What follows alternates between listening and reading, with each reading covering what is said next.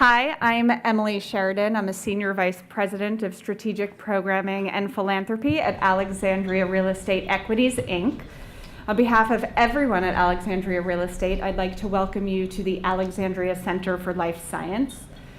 I want to extend a special thank you to our partners at Alliance for Cancer Gene Therapy, particularly founder Barbara Netter, Executive Director Margaret Cianci, the Alliance for Cancer Gene Therapy team, and in particular, Cho Kong, board member, who actually brought Alliance for Cancer Gene Therapy to Alexandria several years ago when we were working on some fundraising initiatives here on campus. So thank you to you all.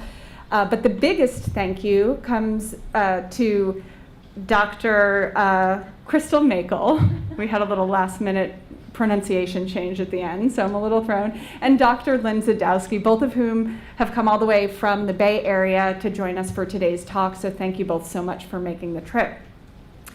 So this is a really new audience for us, and we're so happy you're here at the Alexandria Center for Life Science, and I wanted to put into context a little bit where we are right now. So put very plainly, Alexandria is a real estate developer focused on building and operating collaborative life science campuses in cities that have a wealth of groundbreaking scientific research being done, access to capital that's necessary to fund the next generation of ideas, and world-class talent that can make these ideas a reality for patients.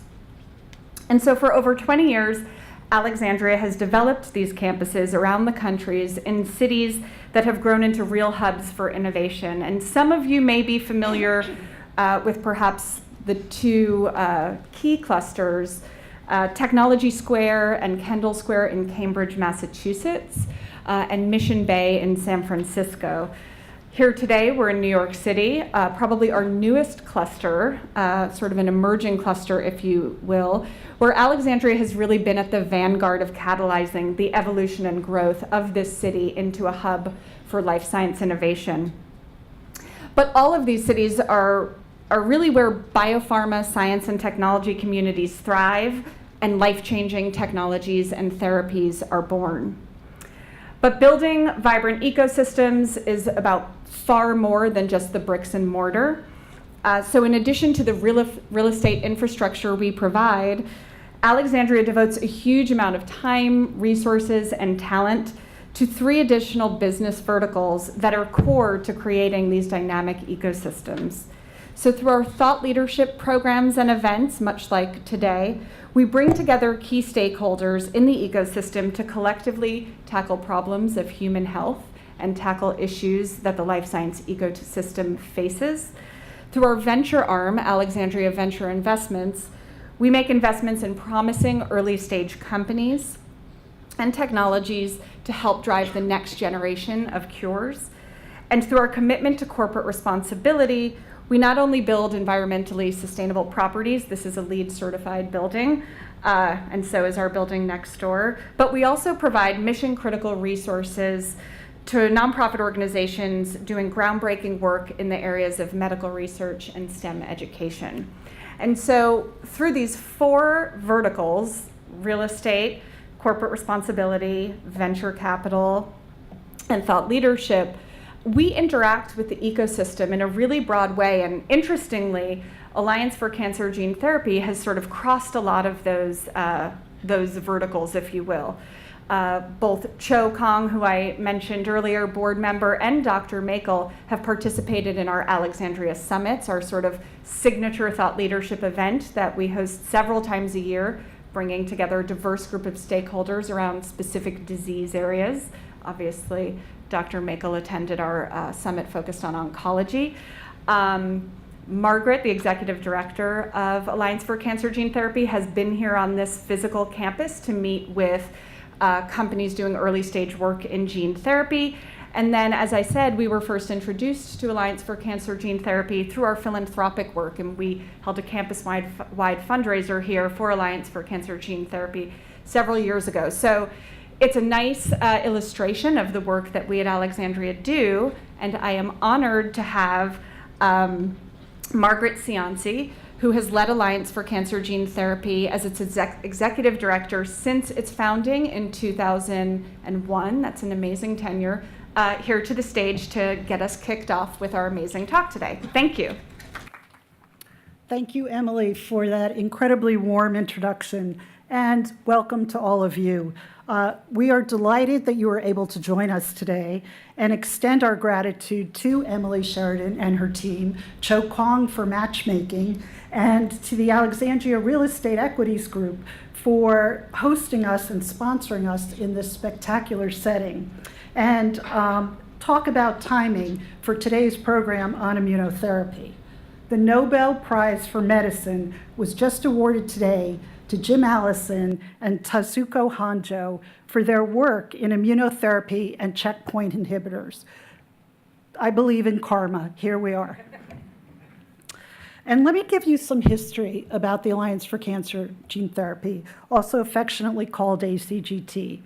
In 2001, it was founded by Barbara and Edward Netter as the nation's only charity devoted exclusively to supporting cell and gene therapy research for cancer. Now, you may remember that period back in 2001 was a very difficult one for moving gene therapy research forward.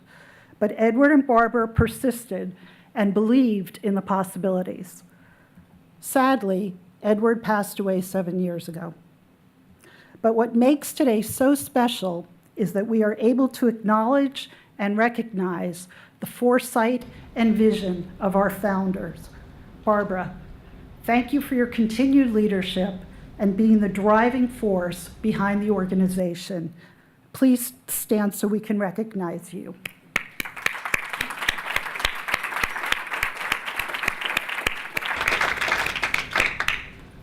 We've come a long way since the founding of ACGT in 2001.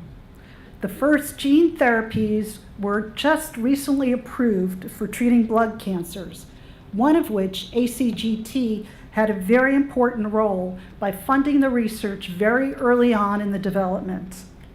Pharmaceutical companies and biotechs are embracing the field. You can't pick up the paper today without reading somebody in immunotherapy or gene therapy. And the development of alliances and partnerships between companies, nonprofit, and academia, many of whom are ACGT-funded researchers, is increasing. Thanks to our supporters and our board, many of whom are here today, John, Peter, Andy, thank you for coming, and our Scientific Advisory Council, and together, we have awarded nearly $30 million in research to scientists. That is quite a milestone. A special thank you to two of our donors who are here with us today. The National Swim Across America organization, Rob, Matt, Craig, Bob, and the Fairfield County team of Swim Across America, led by Michelle and Lori and their volunteers who are here and have supported a number of researchers, including Dr. Mackall. And to the national organization, Wendy Walk, thank you. And thank you, Allie, and your team for also supporting Dr. Mackall and other researchers. These donors and their volunteers are all a testament to what a passionate group can accomplish, and we honor your commitment and contributions. We are positioning cell and gene therapies as the fourth armament in treating cancer. And we are gaining ground to make it a first-line treatment. But what we still need to learn is how to make it work as a viable treatment for solid cancers and metastatic cancers. How to scale the treatments so we can treat more patients, and how we can offer hope to those still fighting today. Today you will hear from a pioneer in the field of cancer cell and immunotherapy, Dr. Mackall, a 2016 ACGT grant recipient who is advancing our cause. Our program, we are delighted to announce, will be moderated by Dr. Lynn Zydowsky. Dr. Zydowsky is president and co-founder of the renowned Alexandria Summit, as well as chief science officer of Alexandria Real Estate Equities and Alexandria Venture Investments, and president of Zydowsky Consultants, founded in 2003. She's an experienced executive in the life science industry who has been involved in the launching and building of several successful companies. A long-standing advocate for biomedical research and the advancement of global health, it is indeed my pleasure to welcome our moderator, Dr. Lynn Zydowsky. Thank you, Margaret. Thank you, Barbara. It's my honor and my great pleasure to be here tonight. Thank you, Crystal Mackall. This was so funny. We were all calling her Crystal Mackall. And then right before, like 5 minutes before, we got the new pronunciation. So forgive me if I call you the other pronunciation. So anyway, to start tonight, I'm just going to say a few words of intro. You know, as many of you are here know, all of our lives have been impacted by cancer. And in 2018, there's an estimated 1.7 million new cases of cancer that'll be diagnosed in the U.S., with over 600,000 people who'll die from the disease. That's a rate of over 1,700 deaths per day. And each of us in this room faces a 40% chance of being diagnosed with cancer at some point in our lives. So there is still much work to be done in the development of new therapies, but today we have over 1,800 oncology drugs in clinical development worldwide, with 700 cancer drugs in late-stage development. And that is what holds the promise to dramatically change patient outcomes. It's truly a pivotal and a promising time, and as Margaret mentioned, we got up this morning and we heard the news with the Nobel Prize in Medicine being awarded to 2 scientists specifically for their groundbreaking work in cancer immunotherapy. And before their discoveries, cancer was primarily treated by surgery, chemo, and radiation. In the past few years, we've seen many scientific advances in the field. The evolution and emergence of immuno-oncology as a major therapeutic area, with IO version 2.0 and the approval in 2017 of 2 CAR-T drugs. We've seen a renewed appreciation of mechanism-based precision cancer medicine or tumor-agnostic drug development, and a shift towards molecular medicine and the development of treatments that destroy cancer with less toxicity. This evening, we celebrate those advances and we discuss ways to revolutionize the way we treat and potentially cure cancer. And I'm honored to welcome our esteemed guest, Dr. Crystal Mackall.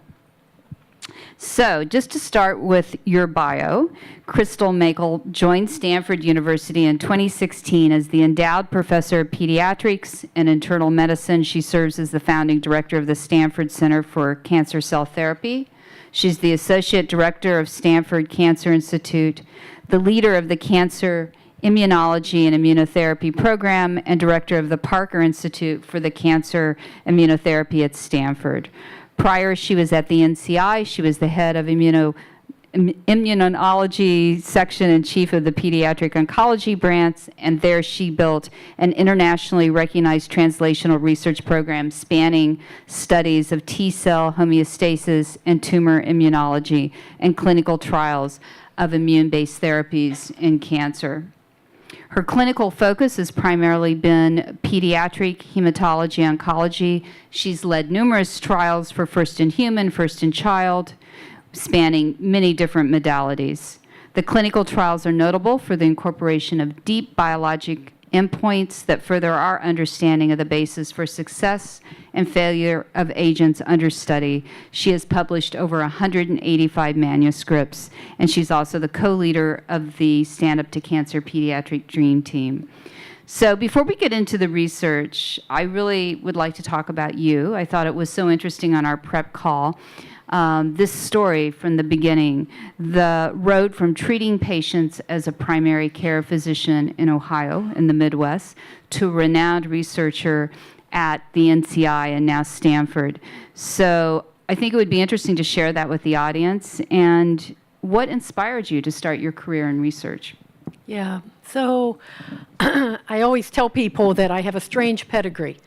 When you look at most professors at Stanford, you see the usual suspects, Yale, Columbia, Harvard, Duke, and I went to the University of Akron for my undergraduate work. I grew up in Ohio in a small town, and I knew from a very young age I wanted to be a doctor. That was about as far as it went. And there was a medical school down the road that was newly formed called Northeastern Ohio University's College of Medicine. And it was formed because there was basically a dearth of primary care physicians in Ohio. And Youngstown State and University of Akron and Kent State, they all wanted a medical school, and they couldn't decide who to give it to.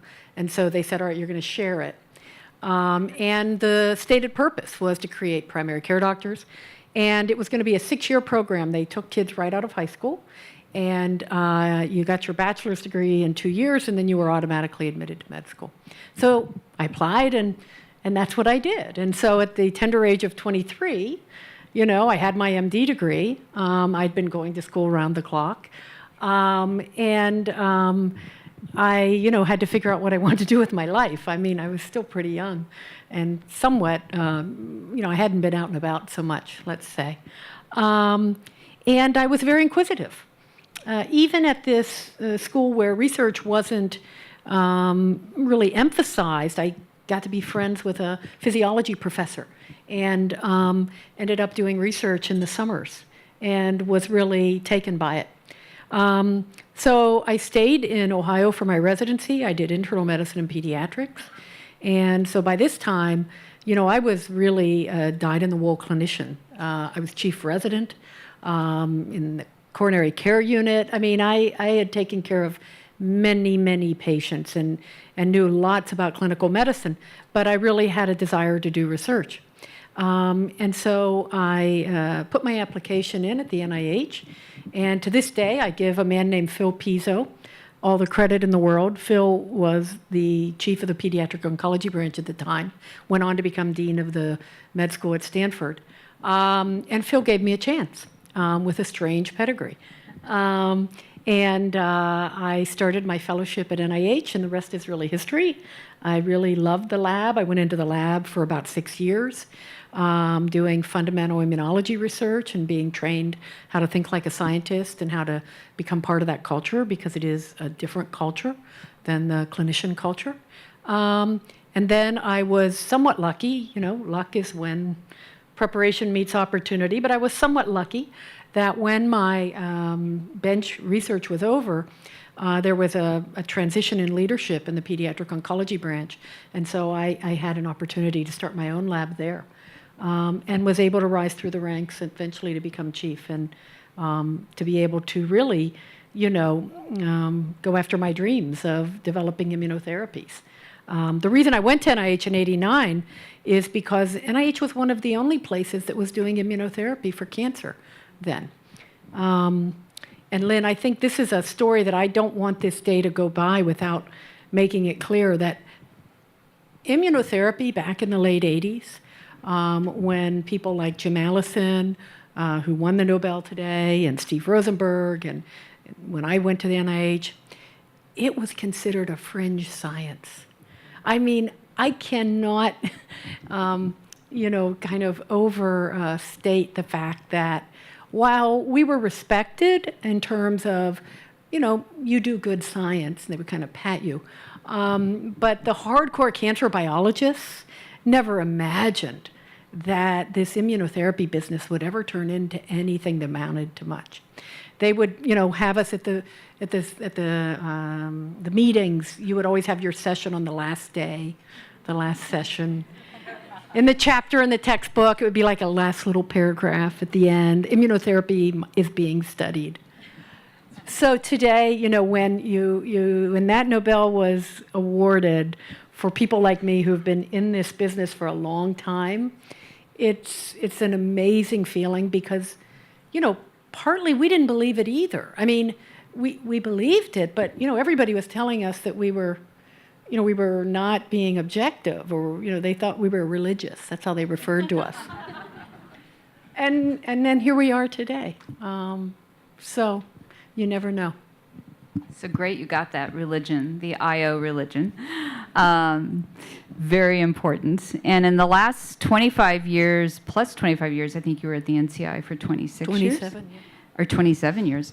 You've done this pioneering work translating science into the clinic, and specifically you've worked to advance treatment in pediatric cancers. So for those of you who may not know, childhood cancers make up less than 1% of all cancers. But after accidents, it's the second leading cause of death in children from ages 1 to 14. And the statistics say that approximately every day, 43 children are diagnosed with cancer. 1 out of 8 will not survive. And I think even more profound, in the last 20 years, only 4 treatments have been developed and approved for use in children, cancer treatments. So I'd like to start, maybe talk about some of the nuances of drug development in pediatrics, and then move from there why you chose to focus on pediatric cancer. Yeah, this is a really, complex and important topic that is not only pertinent to pediatrics. With the Wendy Walk group here, it's pertinent really to rare disease in general. You can think of pediatric cancer as a rare disease, and some of what we suffer from as a field is in part because of the rare disease aspect. It's also because of the other obvious point that it's children. But, I think that much as people want to incentivize the development of new therapies for children with cancer, you said most of these children are cured, but and if you look at the numbers, they pale in comparison to the adult numbers. But if you look at the years of life lost, it ranks about 8th in terms of cancer mortality. And again, similar to sarcoma, where you have young adults often afflicted, a rare disease, but when somebody is hit at the age of 20 and loses, how many years of life, that has to factor in terms of the public health impact. So I think it really is a more important public health issue than one might think just by the numbers. The other thing is that even though most children do survive, and of course that leaves 1 of 8 who doesn't, the other point I want to make is that, I told this story on our call, pediatric oncology, there was a lot of progress made in the 70s and the 80s, and that was mostly chemotherapy. And, I think back about what was going on in the 80s, and the story I like to tell, because I live in Silicon Valley now, just so everybody can kind of wrap their heads around it. The first Macintosh computer came out in the early 80s. And I actually have one, the original 512K. I loved it. First time I ever saw the Mac, it was like, this is really, really something. And I saved it, and it's in my garage. And you look at it, and it looks like this funny old thing, and you can't imagine like how far we've come from the early 80s to now. We have a cell phone that does so much more than this Macintosh, right? But guess what? We still treat most children with cancer the way we did when that Mac 512K came out. That's how little the treatment of cancer in children has changed during the last 30 years. It's crazy considering all the technological advances. And it's not for want of trying. People have tried to create new therapies for childhood cancer, the targeted agents, the small molecules, the genetic revolution, all of that during the 90s and the 2000s.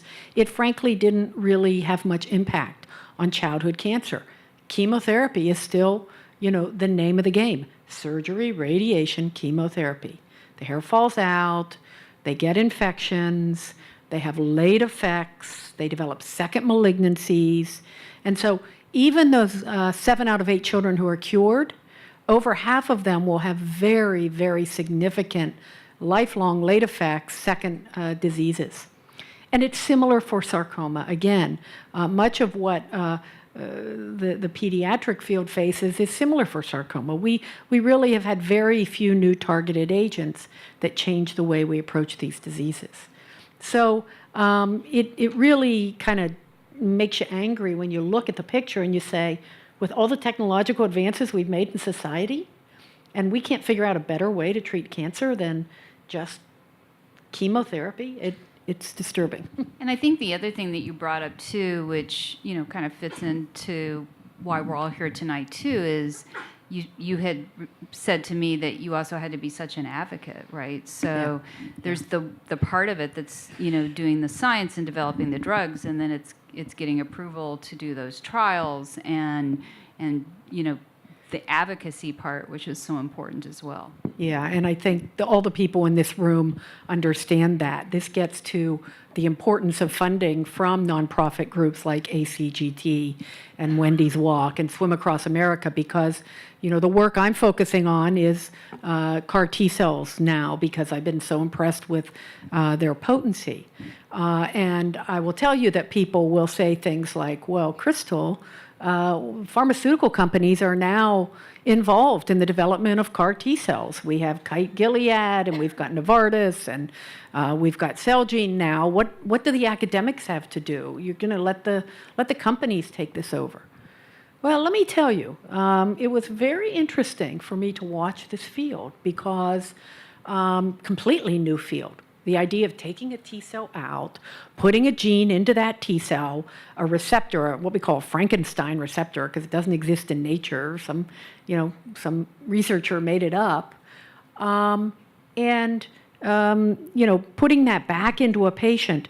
That's incredibly innovative, and it's only the beginning, because we can engineer lots of different variations on these receptors, and we can put in second signals, and we can put in what we call logic gates to make the cell behave smarter. Well, I assumed maybe at the beginning of this that when Big Pharma got in, that meant the field was going to accelerate. Well, what's happened is, it's great. We now have CD19 CAR approved. And it's likely, it's got 2 indications. It'll likely get a 3rd indication. It'll likely move closer to front line. The BCMA CAR may get approved. But that's what the pharmaceutical companies are going to focus on, because that's the low risk, low hanging fruit, and that's what their strength is.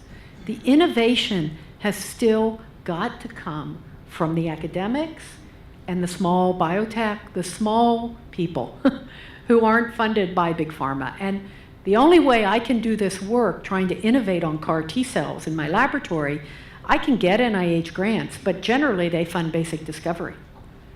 And so funding the kind of research that's really focused on making a therapy work better, that's not funding that's typically done by NIH.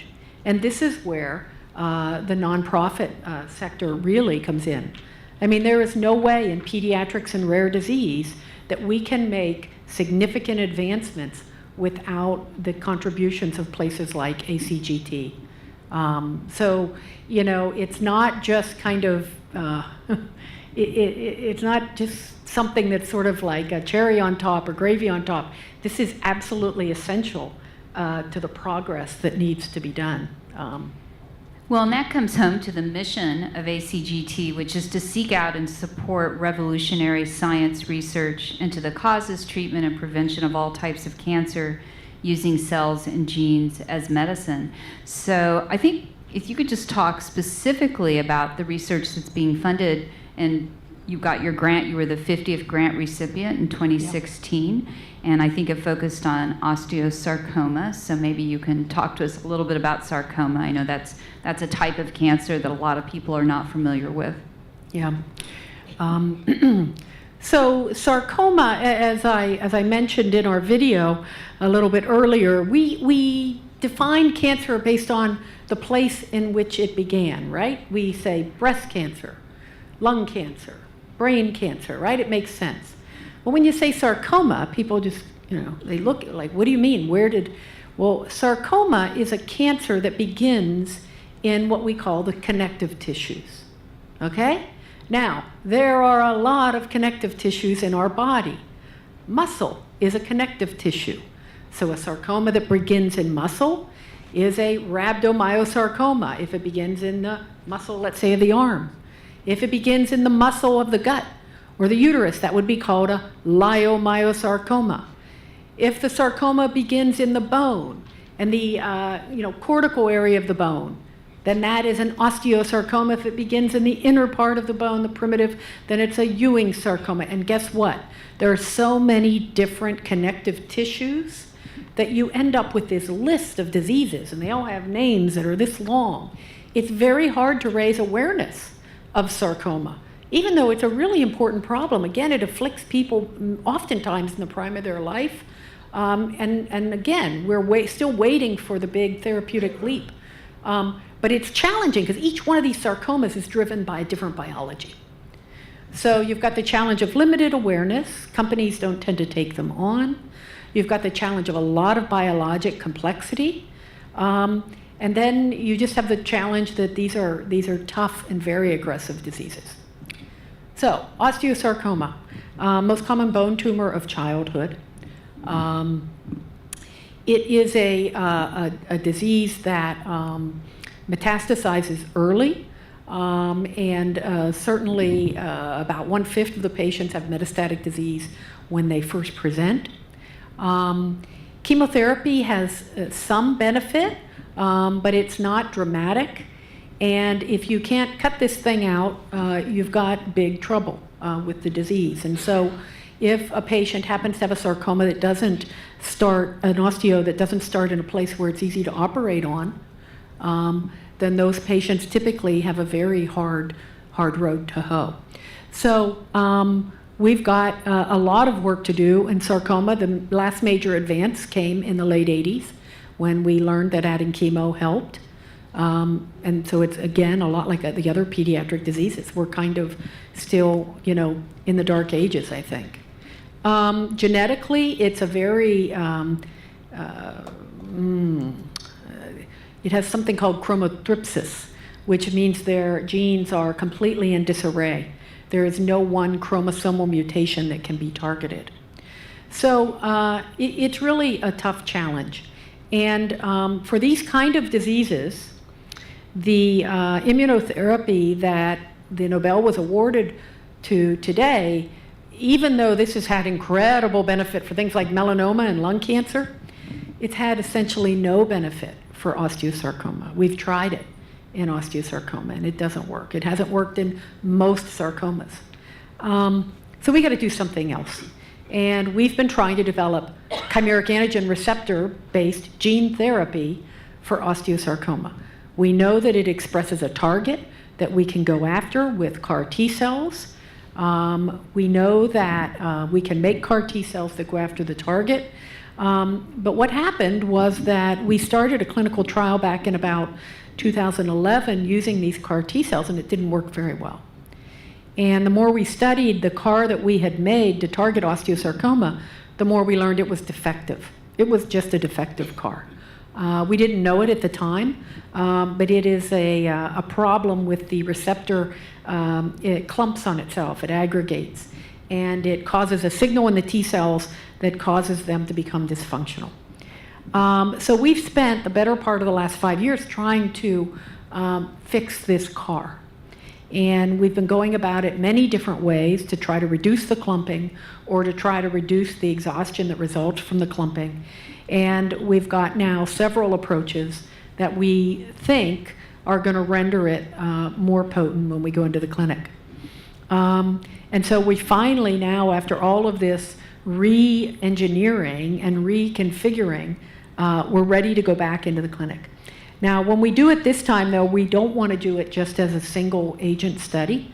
We want to use the CAR T cells, and we also want to give a drug to modulate the immunosuppression that we also know is happening in these patients. So what the funding from ACGT has done, and Wendy's Walk and Swim Across America, has really allowed us to go back and look at the CAR from before and say, why didn't it work? How can we reconfigure this treatment regimen to make it more effective? And we're, hoping to launch this trial in, fairly early in 2019. And this is a pediatric trial. Yeah, we go up to the age of 30. We're pretty pediatric, The osteosarcomas that occur in young adults are biologically similar to those that occur in children. It also can occur in elderly adults, but those appear to be biologically distinct. So Some of these age cutoffs are somewhat arbitrary. Interesting. So in addition to the work that's been funded by ACGT, you recently were awarded an $11.5 million grant from California Institute for Regenerative Medicine for an anti-leukemia clinical trial using a modified CAR T-cell.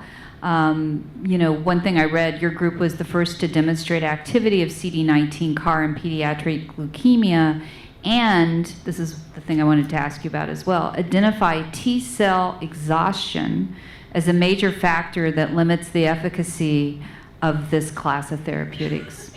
Yeah. So a couple of points I want to make on that. First, I think Margaret asked me, now, Crystal, do you focus on sarcoma or do you focus on leukemia? And we focus on the immune system.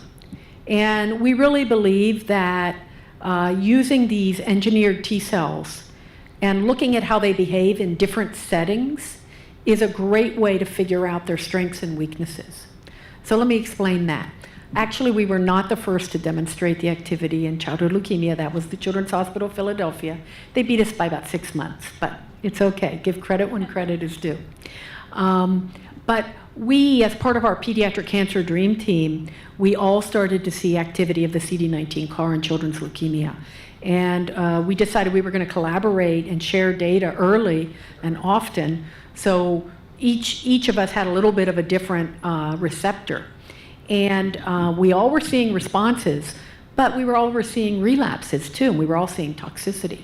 So what we learned from that experience is that if one of the problems with CAR T cells is if you go after only one target, the tumor can recur having lost that target. Looks just like, for all intents and purposes, it looks like the same tumor except it doesn't have that target. And that's what we saw in leukemia. And we believe that this same lesson will hold true for solid tumors. In fact, solid tumors are more heterogeneous than childhood leukemia. So that sort of illustrates the point that I think by using these immunotherapies in different diseases, we are going to learn about how the immunotherapy succeeds or fails. And there's only so many ways it's going to succeed or fail. And so we can kind of come to expect certain things in the osteosarcoma. If our GD2 CAR is potent as we hope it is in osteosarcoma, I anticipate we may see some loss of GD2. And then we'll have to come back with something else. Now, in the CIRM grant, what we did was a double CAR. So that was the first double CAR to go into the clinic. And there we targeted 2 molecules at the same time, 19 or 22. We call it an OR gate, which means the T cell can get activated when either one or both of the targets are present. We're already making in my laboratory double CARs that incorporate GD2. And then those we have now in our hip pocket because we hope we'll see a result with the osteosarcoma trial, but I think if we see a home run, I'll be surprised. More likely, I think we'll see a single, and then we'll come back and we'll iterate on that, and we'll iterate on that. This is kind of the road we have to hoe here. And how large are those clinical trials? It's a very good question. It's really important that we understand that small clinical trials can teach you a lot if you study the patients deeply. So our clinical trials are usually configured to be, let's see, if we see 0 response, it's not going to go for more than 10 or 12 patients. If we see some signal and something that looks promising, then it will go for about 25 to 30 patients. If it's a home run, we'll probably treat about 50 patients. So it's we write the trial and we put statistics in there and it all looks very cast in stone. But the art of doing clinical trials is knowing when to stop and move on and knowing when to keep going with that therapeutic. And you don't want to put patients on a trial that you've already decided is not worth it. Is it an issue getting enough people for these trials? I mean, I think of, CAR T is so specialized, right? I mean, it's patient by patient. I mean, that's one of the big challenges. This is, again, gets back to the art of clinical trials.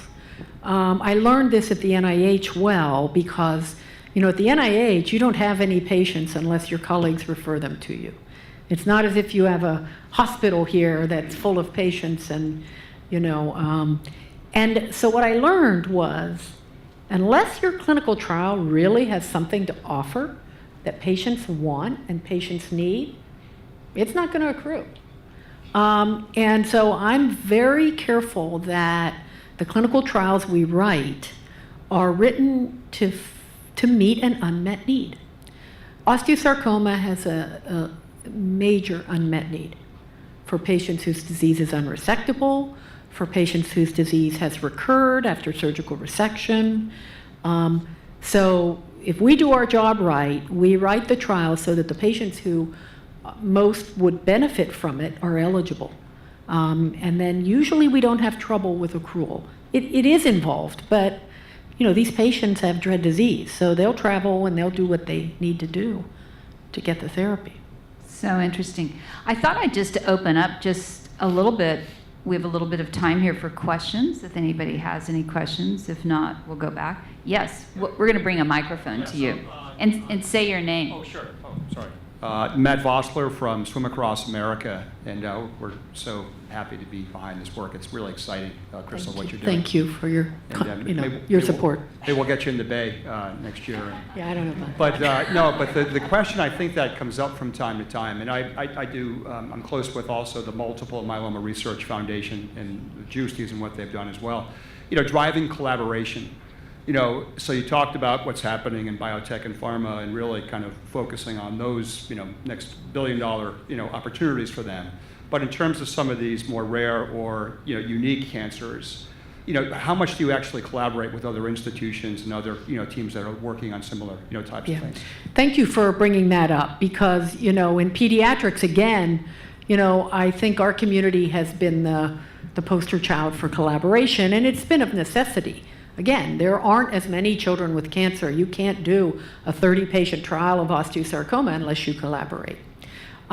So the clinical trial that we're planning, we are actually going to run this through what's called the Pediatric Cancer Immunotherapy Trials Network. This is a newly formed NCI-funded cooperative group that's designed to do immunotherapies in childhood cancer. This is 10 institutions throughout North America. And all of the institutions that you might think about doing immunotherapy for children's cancer are part of that. And we've got ourselves geographically dispersed, so no child has to travel too far. So yeah, no, we absolutely will be collaborating on this effort. Yes. Stephan Bassett, you said something very interesting. You said making a new immunotherapy work better. So like you discover it in the laboratory and then talk about how making it better. I mean, that's very interesting. That's fascinating. Yeah. No, this is, I'm like a broken record if you go to Stanford and, this is like what I talk about all the time. And it's so important to understand. People think translation means some brilliant scientist is at the lab, they come up with an idea, they make something, and then they give it to a patient. And it's as if it's a line, right? Well, when they give it to the patient, it almost never works.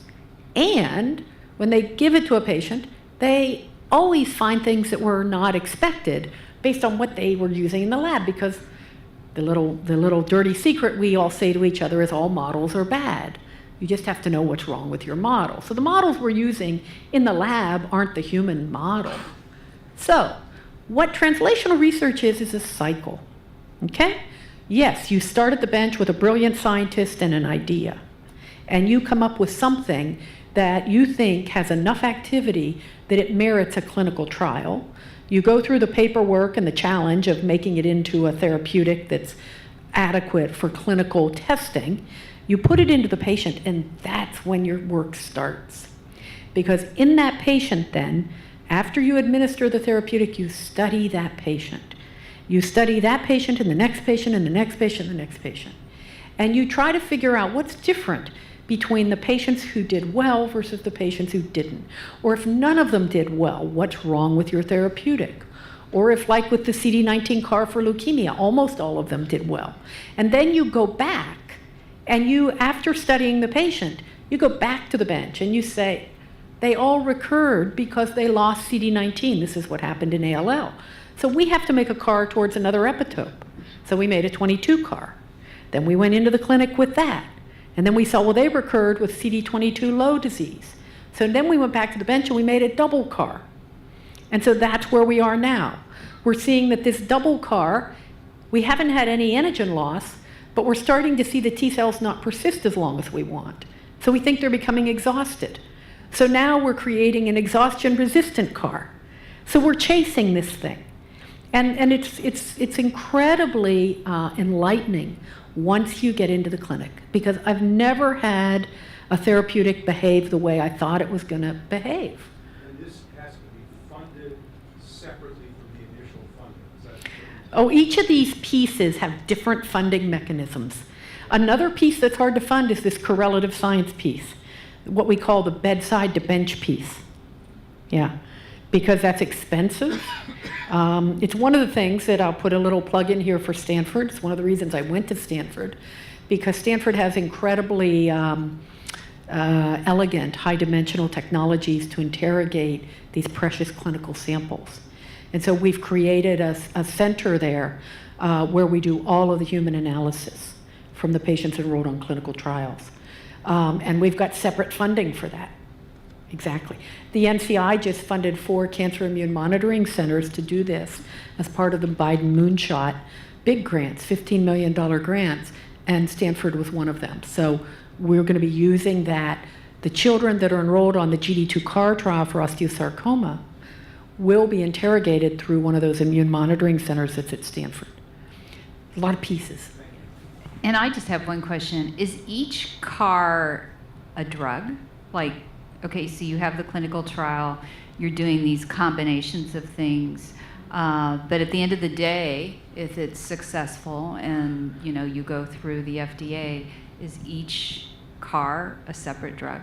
Each receptor is a separate drug, but it's interesting because each product is individualized. Because when you put that receptor into your cells or into my cells, it might act differently. So that's why the FDA had to rethink what exactly were they approving here. So they actually were approving both the genetic construct as well as the process for manufacturing. Yeah, That's interesting. it's very interesting. How do these thank you. How do these gene-specific therapies deal with the problem of cancers evolving as they grow? Because you start, directed at one gene, and then ultimately that population goes down, but some other population comes up. Yeah. No, tumor heterogeneity, that is at its most fundamental level, that is the challenge of all cancer therapies. And immunotherapy is no different. I know we'd like, it is a great breakthrough, but it is also challenged by the fundamental problem of tumor heterogeneity. But it's a process then, right? So you've got to sort of try to keep up. You do, and there are a variety of ways you can do it. We're doing it by making multi-specific CARs. We've already made a quad CAR. That's about as much as we're going to be able to get for valency, 4. And when you step back and look at biological problems in general, medical problems, think about HIV, for instance. This was a similar problem with HIV and the evolution of the virus, right? And when we were going after it with 1 antiviral, it didn't work. 2, finally when we hit 3 antivirals is when we started to see the long-term disease control. The same is true with antibiotics for bacteria. The same is true with cytotoxic chemotherapy. 1 agent, 2 agents. So, the heterogeneity is a daunting problem. I don't want to underestimate it, but I think there have been other places in medicine where we've been faced with that challenge, and coming at the tumor with 3 or 4 targets may be enough to box the tumor in. And again, do we ever get rid of any of the last tumor cell, or does your natural immune system do that? Fair That's- answer. Thank you. And is this the cure? You're treated, you have this therapy, and then the cancer's gone? I mean, cure in the cancer medicine world, if anybody's throwing that around, they ought to think twice. long-term disease control, I think time will tell. I don't envision CAR T cells for solid tumors as standing alone. I envision them as being integrated into the standard treatment regimen. Surgery is still going to be around. There's still going to be some chemo. And some of the patients, I think we can get them over the hump to cure. But that's the goal. That's what you have to shoot for. But we got to be really humble when we use that word for. For sure. Is there anybody else? I'll take one more. Hi. Matt Landis, Wendy Walk. Wendy was my mom. And Crystal, thank you so much. During my mom's struggles, I think I was the person who was on the phone with any of our research partners at the time and doctors trying to understand what was going on. And I remember at the time we were in the inhibitor phase, like the 2010, when it was the inhibitor was going to inhibit it and stop the cancer from growing, but then mutation happened every time, so nothing could inhibit them. And then the small molecules, yes, like pazopanib, these things. Yes, CDK4, MDM2, yep. that she would take, and then we'd think it was going to do something, and then somehow it would reroute and still fire and grow. Yep. One thing that I heard is we talked about homogeneity or whatever in specific tumor cells. Once you've metastasized, in the case of my mom, and you almost have completely different genetic makeup from tumor to tumor within your own body, explain, because I'm trying to figure out if you came at one tumor, would then the target be go for the critical tumors and then engineer specifically towards those at a time, or would it be systemic that you're, if you could talk to that. Yeah. It's interesting. This is a conversation that we have a lot. Again, let me step back and say one of the reasons why I like to be disease agnostic.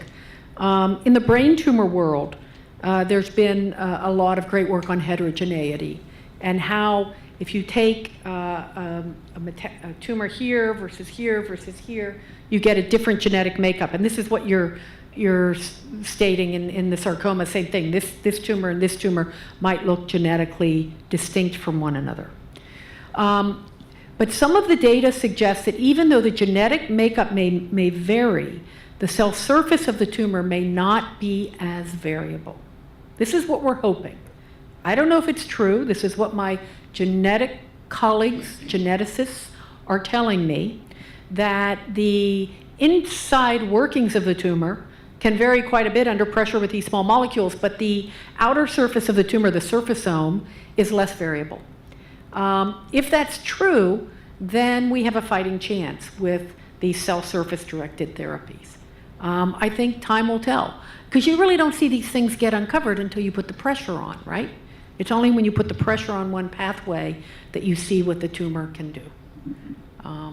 So again, this is why we have to study patients and we have to biopsy patients. It's one of the reasons why with children it's very difficult to biopsy patients after you put them on a drug when you can't prove that the biopsy is going to help them. But you want to biopsy the patient so you learn. And with sarcomas, for instance, the metastases are usually in the lungs. So biopsying in the lungs has some risk, although not that much risk, but some. So this is what we have to do. We just have to do the hard work. We're doing this right now in lymphoma at Stanford on the CIRM grant that they gave us the funding for. We want to know when patients fail on the CIRM grant, why do they fail? The only way we're going to do it is to stick a needle in the tumor. And we're doing it at the time of progression, which is hard for the patient because you can't tell the patient what I learn is necessarily going to help you. But what you're telling the patient is, you're in this with me, we're together trying to learn more about how to treat cancer, and if we can do this biopsy, we can now, we can make progress. And it's amazing how many patients want to advance the field, even sometimes when it won't benefit them. Okay, I'll take one more. The question is about pricing of all these treatments, because the pricing of the treatment. Yeah. Well, Kymriah costs $475,000 in the United States. It's a different price, evidently, in Europe.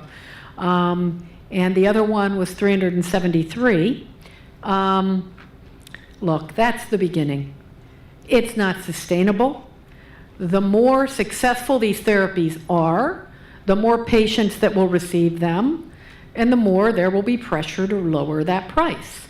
And there are ways to lower that price. The cost of goods will come down, the amount of time it takes to make these. We're already making more advances on the manufacturing. I will tell you that at Stanford, I can make these for $50,000, okay?